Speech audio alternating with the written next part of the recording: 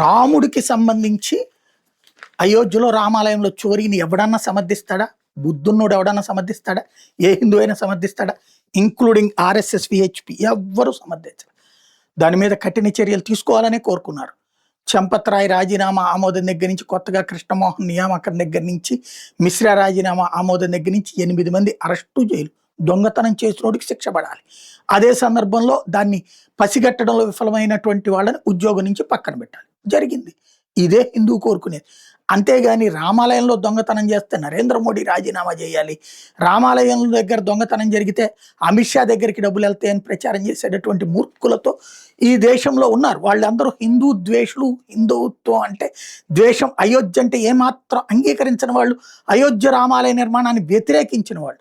ఇవాళ వాళ్ళందరూ చేసుకొచ్చినటువంటి ప్రచారాలతో ఇంకేముంది, ఇప్పుడు కొన్ని సెక్షన్ ఆఫ్ మీడియా జనాలు డబ్బులు వేయటం మానేశారన్నారు. కానీ అక్కడ చూస్తే ఇదివరకటి రోజుల్లో 5 లక్షల మంది పిలిగ్రిమ్స్ వారానికి వచ్చినటువంటి సందర్భంలో డొనేషన్స్ ఇదివరకు 12 లక్షల నుంచి 15 లక్షల నుంచి ఇప్పుడు 24 లక్షలకి రీచ్ అయ్యింది అన్నటువంటిది అక్కడ ఉన్నటువంటి రికార్డులు చెప్తున్నాయి. అంటే ఆదాయం పెరిగిందే తప్ప తగ్గింది లేదు. ప్రజలు, భక్తులు భారతదేశంలో ఉన్న ప్రతి పల్లె ప్రాంతంలో కూడా దీన్ని తిట్టుకున్నారు. No doubt at all. ఆ దొంగని తిట్టుకున్నారు తప్పించి దేవుణ్ణి తిట్టుకోలేదు, ఆలయాన్ని తిట్టుకోలేదు. అది మనం గుర్తుపెట్టుకోవాలి. ఆలయం మీదన, ధర్మం మీదన ప్రజలకు ఉన్నటువంటి భక్తి పోలేదు. దానికి సాక్ష్యం అక్కడ జరుగుతున్న పరిణామాలు.